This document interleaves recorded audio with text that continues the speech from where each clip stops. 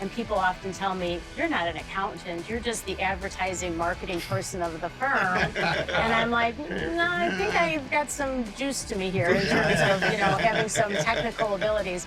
But nevertheless, it's unusual for accountants, unfortunately, to be known to have a personality and be able to articulate, because there's so many brilliant advisors out there, right?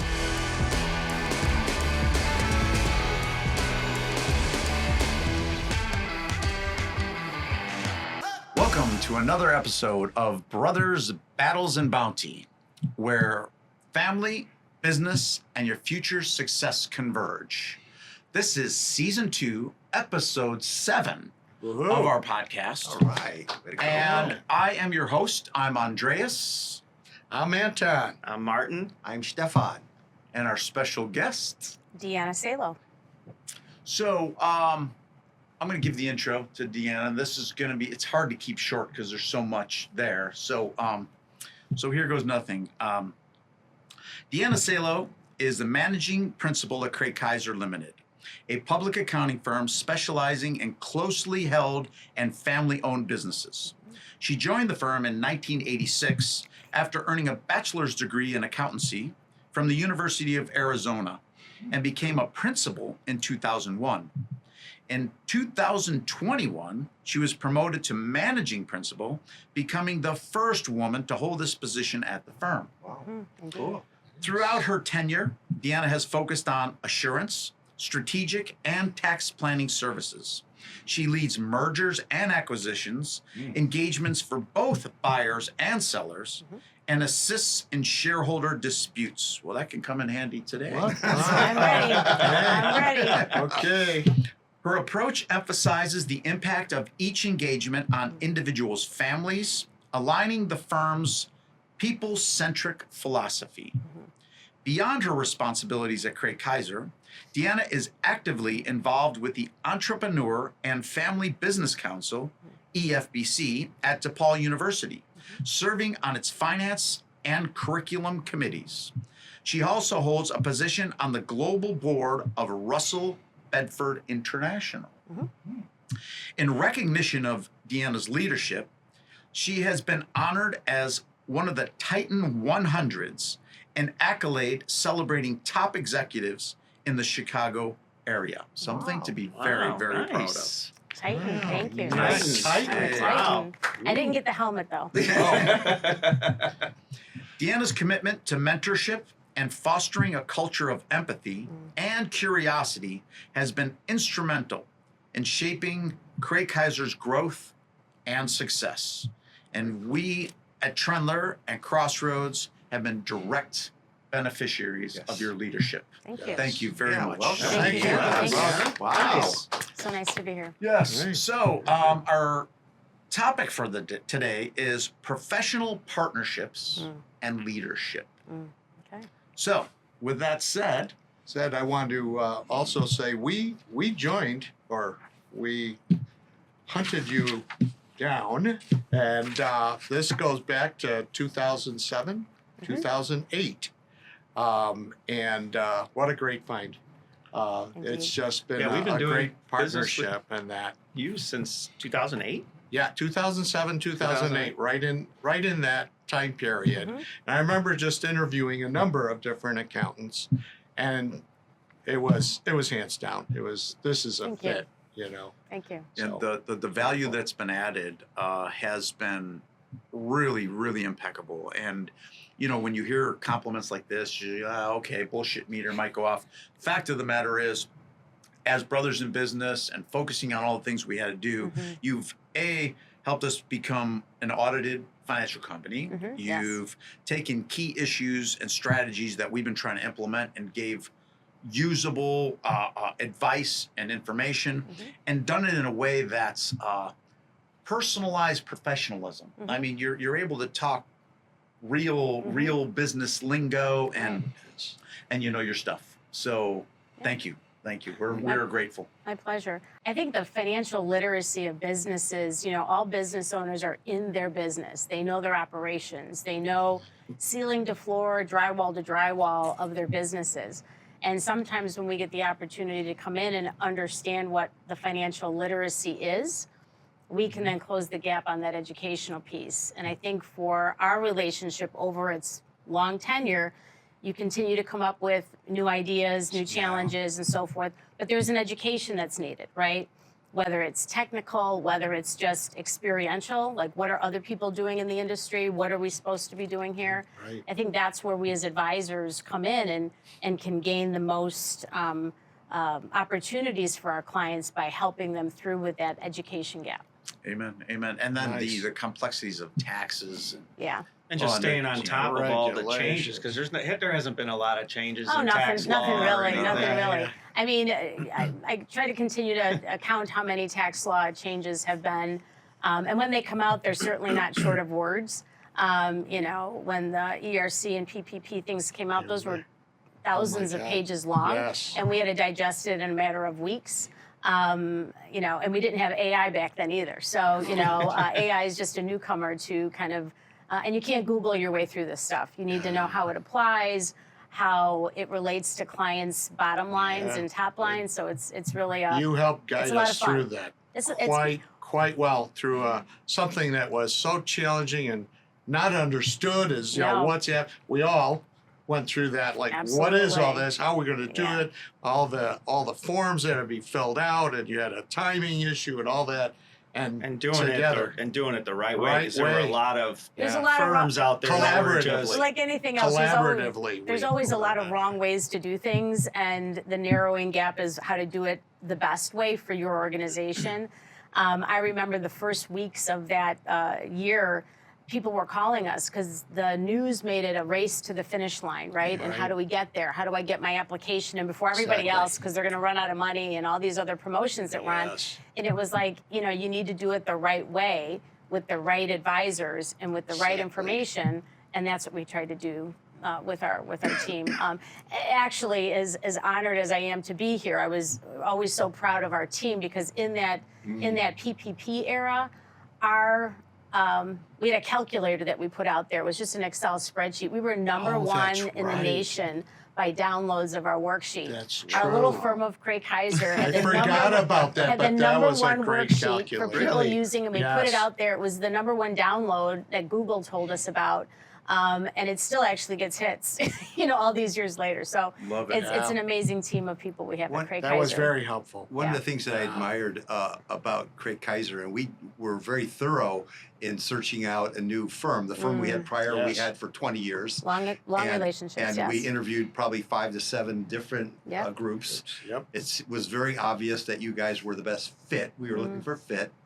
And looking and being able to work with you for the last 15, 20 years, 18 years, I guess it is. Mm-hmm. One of the things that I've admired the most about working with you and your team, but specifically with you, Mm. is your knowledge of finance is second to none. You know the rules backwards and forwards, but your ability to articulate in a way that I could understand, or if I had the question, you would be able Yeah. to explain it. That's a gift from God. And my question is, how did you develop that skill set? That Yeah. people skill set? So I'm 100% Italian, raised in a huge Italian family. So articulating what you want and need at any given time. Otherwise, you'd starve. You'd starve.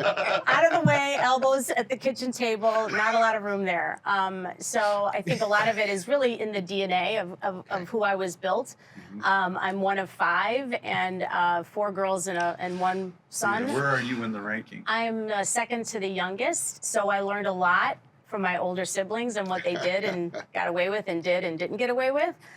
So I was pretty street savvy, but I was I worked really hard for B grades. I was never an A+ student, but I had a lot of street smarts, if you will, Yep, and common practicalities and common sense. Makes sense. And needing to explain things in a way that people can understand is what I always needed, right?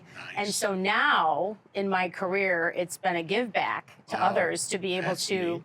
promote the explanation in a way, because we can read and we can Google, and I do weirdly love research, and I am a nerdy girl in terms of numbers.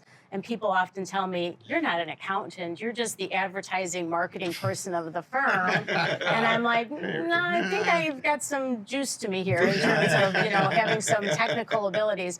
But nevertheless, it's unusual for accountants, unfortunately, to be known to have a personality and be able to articulate, because there's so many brilliant advisors out there, right? But your brilliance is only held within you if you cannot get it out. Right? So we have to be able to articulate and bring that information out to our clients to make it valuable, relatable. So, looking back, what pivotal moments shaped your leadership style? I think I've read a lot of books always as a woman in business, and to be able to achieve whatever you needed to achieve as a woman in business. And I think the empathy piece, I think our ability to listen, What's that? listen, Oh, yeah. got it. Did you say something? Yeah. You say so? It's that selective listening that some people I know have. I won't speak specifically, but yes. So we have to repeat ourselves all the time. Thank goodness. Yeah. So, so I think the change for me was really identifying, even in our own firm right now, which is over 50% women, and our ownership is 62% women in our firm. And that wasn't, Oh, wow. Big that's deal. not founded based upon we need to promote women. It's founded on giving people, all people, wherever you're at, whoever you're at, opportunities and flexibility. Cool. Creates. I hate these merit-based systems. I really The women are going to take over the world. No, just kidding. Yeah. So, but it isn't really just about women per se. It's just about seeing and understanding opportunity, right? So, the pivot for me was as I saw my daughters grow. I have 2 daughters who are now professionals themselves out there, kicking ass and taking names. Cool. Very proud of. It's really about making sure you're creating a space of inclusion, a space of empathy and listening, because everybody's coming from different places, and if you want the most from people, you have to give them the most too. It's a reciprocal relationship with our employees and our teams. So that empathetic piece, the listening piece, what do they need, and what do we have here that can provide? If we don't have it, that doesn't mean I'm going to go out and go get it. It needs to be for the masses that it would appeal. Right. But it's really probably about, when I became a partner at the firm, it was like, okay, I'm in this spot. I need to do things a little bit differently, because understandably so, based upon the environment and the economies at the time, a woman in leadership hasn't, in public accounting nevertheless, Right. wasn't necessarily a big ticket item, right? To get there to begin with was a challenge, but no different than anybody else who has challenges in their career and in their life. But it was different. So I'm like, okay, now I'm in this position. I must have impact. I must be able to do something. And so I read on a lot of things, because I didn't have, I could lead engagements. I could lead, go and get new clients. But how do you lead people? How do you get them to do the things that they don't want to do or don't know or believe in themselves to do, and yet make it their own idea? So, My husband calls it manipulation. I call it leadership. I call it Fear, leadership. threats. So, not to put you on the spot, but do you have a particular work that you read? And it doesn't have to even be timely. Like I anything. have a particular author that I follow great. incumbently is Simon Sinek. Oh, he's awesome. Right. Simon yes, Sinek. yes. Yeah, on leadership and understanding your why. Brene Brown, read I've seen both of them in person. Wow, cool. I was the geeky person in the front. Can I get your autograph, on your book? That's cool. But I still, even today in my career, listen to lots of podcasts with respect to leadership, because I don't think we don't ever arrive in leadership. We're always working hard at it, because we have to. Yeah. Do you listen to this one I heard of called Brothers, Battles, and Bounty? I Have you heard do. it? Every now and again, I'm waiting for the the rifles to Oh, come we're out. working on that scene. Okay, Yeah. got it. So the one thing that I've just admire about you is, and I've seen you mostly through Trendler here and our interactions with unique brothers that we have Yes. here and that in our business, but also with the EFBC, with all the different dynamics I mean, a lot of them are my friends, and it's like a full spectrum of personalities Absolutely. and demands and different things. And you're the go-to person Yeah. there, okay? And everybody's got unique issues and all these things. So, and the EFBC is just one Mm-hmm. of many other organizations that you're to, and you're the go-to person. So how do you Mm. find a balance with that? Because you interact so well with so Yeah. many wide personalities. Yeah. It's I amazing. think it's just a commitment of choice. You know, I don't like the busy word. It's a 4-letter word, and I try to like negate it. It doesn't come into my vocabulary. We choose to do, right? We choose to be here. We choose to be in front of those people. We choose nice. to have those meetings. So you choose. We all choose every day what we get to do. We choose to get up to come here. We choose to stay in bed a little longer and sleep in and play hooky for the morning if we want to. But you know, I think it's just a function of choice and understanding that audience at the EFBC, the diversity there is really, quite honestly, what brings me so much joy. Just in my career, just being able to be a practitioner, be that nerdy numbers gal that I am, and be able to serve just this incredible variety of communities out there, family businesses, closely held, privately held businesses, which is our niche. That's what the firm was based on. We've never left our core values of servicing closely held, family-owned businesses. The balance really isn't really a balance, it's just a choice. I quite honestly, I think that balance word is overused and it's an excuse.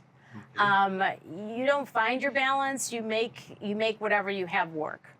And you do your best to make it work every day. For somebody to give you balance, that's a high expectation nobody should ever have to be asked for. But if you want to collaborate and make that balance work for you, then that's a collaboration. Because in work-life balance, we get it used, and I always try to stop myself from rolling my eyes because it's a very difficult sentence or phrase for me because there is never any balance. And quite honestly, that's what keeps our blood flowing. That's what keeps us alive and well. Wow. And working on to the next opportunity, right? So Nice. that's what keeps you going is Amen. the Amen. opportunity to keep moving ahead and making your own Yeah. balance. You said nerdy accountant. You are everything but A a little. nerdy Yeah, accountant. you need the glasses if Oh, you're they're in my pocket. Yeah, The pocket protector is a little nerdy. Just saying. Yeah. no pocket protector no. here. You have to show me your glasses. Yeah. I So got with working with all the family businesses, what have you come across that are some of the biggest blind spots Yeah. for them? Yeah, I think there's 12 family business centers across the United States, and we have 2 in the city of Chicago. We have Loyola Family Business Council and the Entrepreneur Family Business Council. And I think nobody says it better than all of that rich resources on family business. And there's the 3 spheres, the 3 circles, right? There's ownership, right? There's business, and then there's family. Oh, I thought it was food, weed, and booze.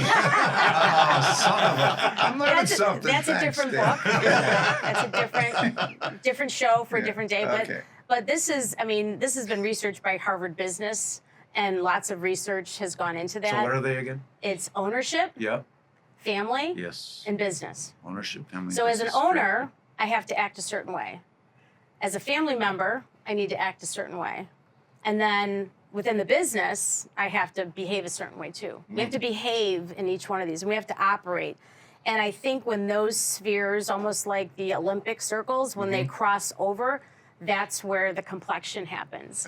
And when you don't know Sweet. what role you're in, what hat am I wearing right now, that's what creates, for me, the fun, is to kind of expose where people need to move those into separate lanes. So when your son comes into your business and says, Dad, you know, I need this, this, or this in the business, and I'm a salesperson or this, that, I'm the parent, and I have to figure out which hat am I going to speak to. If I'm family, I'm going to say, you needy little bastard, get out of my office, you don't need a car. If I'm an owner, I may say, okay, well, we do have a fleet of vehicles and you are out in sales and you do need to do that and maybe you should get a company car. And then there's the business that says, we can't really afford another card right now because financially we're kind of strapped with some other opportunities. But he's coming in to ask me for money for a car because he thinks he deserves a car because he's out and about, which by all means, maybe he does. But I have to decide which hat am I going to speak from? It's not an easy answer. It's not an easy answer. And so oftentimes in closely held family-owned businesses, and I would say, and I argue all the time, every business is a family business because business affects the family and the people, the lives of the people who work for you all. Wow, good. So even if I'm a Good point. closely held business and I've just got a couple of people that I've entrepreneured with and decided to create this great business model, it's a family business. There's no bloodlines between them, but I often say blood is shed in those businesses nevertheless. And we concur with that philosophy. We say it's the Trendler family. Yeah, Yeah. we're brothers and we're family, but we have created the essence of family to have it cascade to everybody within the organization. So that makes a lot of sense. So I think that's the most fun in working with, and I say fun meaning it's not like it's sometimes a roller coaster ride, but I think it provides us the best opportunity to assist in some of those ebbs and flows of conversations with ownership. So you know. I'm curious you work with a lot of different types of businesses. Yes. Specifically Trendler, four brothers in business. Have you ever met our dad? I did not meet your dad. Okay. So four brothers in business. What's that like for you? And share a little bit of your observation over the years, what you've seen. Yeah. I think here at Trendler, you guys all have your roles and responsibilities very well aligned, meaning, and that's sometimes in closely held businesses, what you see people, you know, I think of a bowling alley, right? You got all these lanes going and you've got people bowling in each lane. And when people decide to start coming over and picking up your spare or trying to heckle you because you just only got one down and you got a gutter ball, people aren't staying in their lanes, right? You guys here each have your own lane. You come together and converge when it's necessary, and you have your family meetings and your board meetings and so forth to share the information there, which is Interesting. fantastic. But you guys all have developed very specific roles and responsibilities, which I think is one of the many things to do in being a successful organization is you stay in your lane. I'll ask you for help because I trust that you've got my back. If I need you, I'll come and get you, right?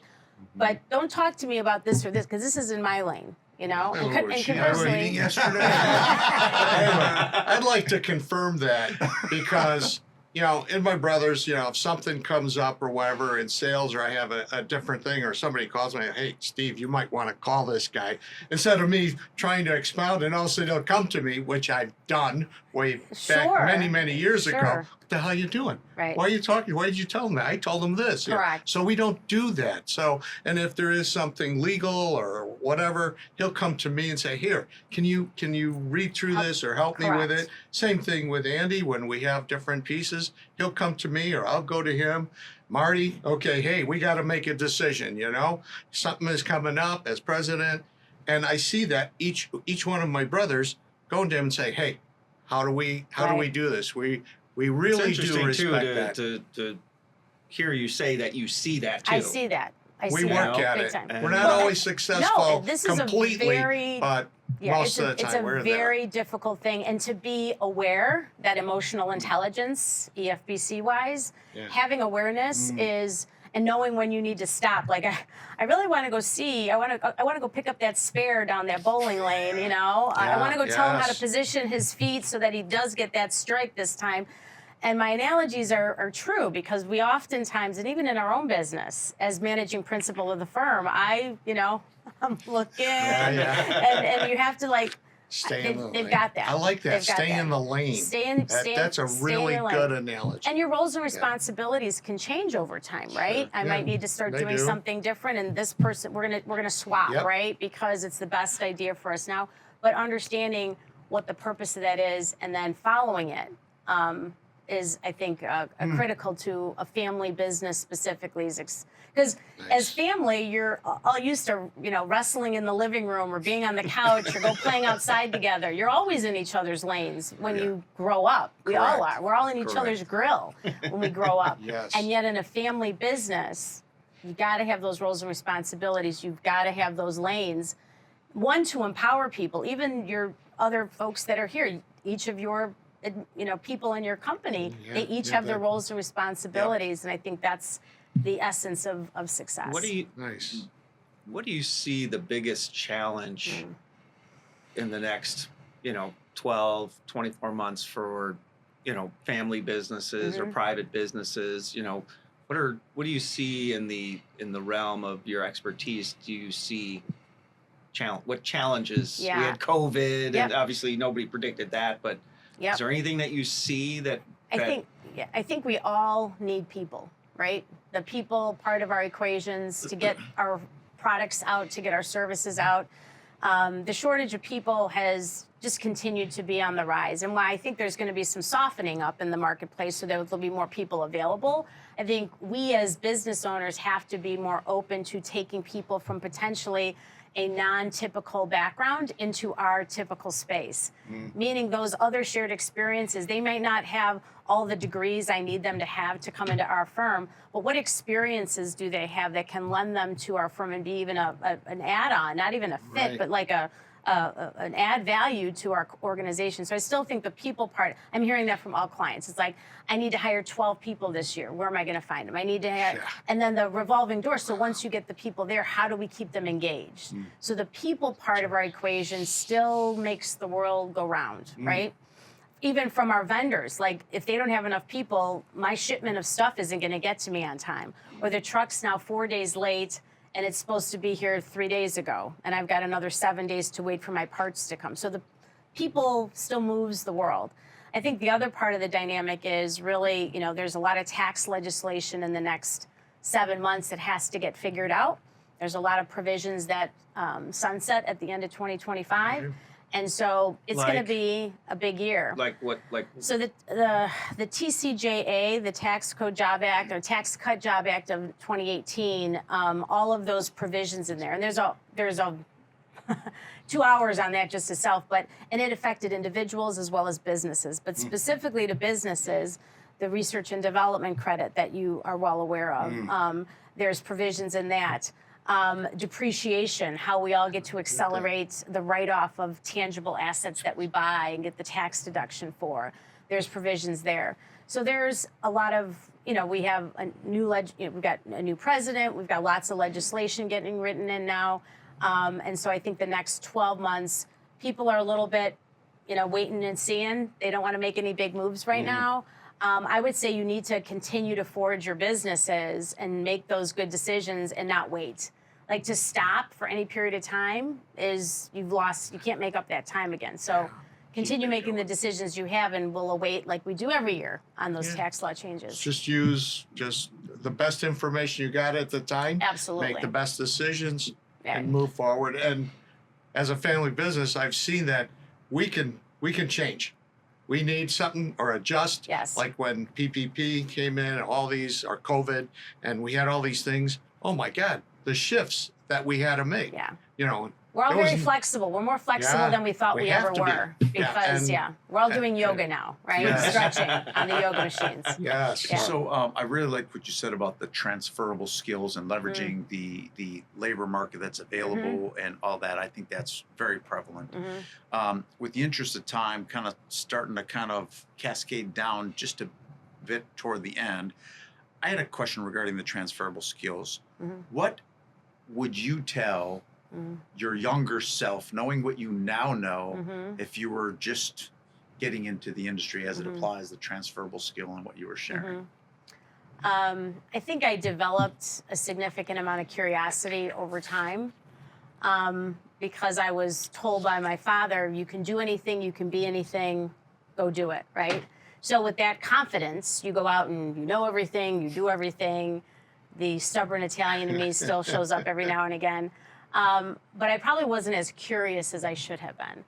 And I think in the generations that we have now, I mean, I look at my great nieces and great nephews that are toddlers with, you know, an iPhone in their hand and they're swiping left and swiping right. There's a lot of information that's coming to them that way, but we still have to get we still have to have the brain stay curious, regardless of what we're reading or whatever. Like the context of our brain needs to stay curious. So I wished for myself that I probably was more curious way back when. I started to be very curious as I got into my career, but I think I could have even accelerated further if I would have had that, especially in today's environment with technology and information just slapped in our face every which way we go. Use your own innate powers of staying curious and trying to figure things out yourself. You have the DNA in you. We just have to tap into it. It's that part of the lobe in our brain that doesn't get enough action. Let's just put it that way. That's very curious. It is. No, that's very insightful. I'm very curious now, sometimes to the point of annoyance. I think sometimes like, what about this? And what about this? And what about this? But I think if I would have built that muscle much earlier, it probably, because I had to work on it. I had to work on it a lot harder in my earlier years. Cool.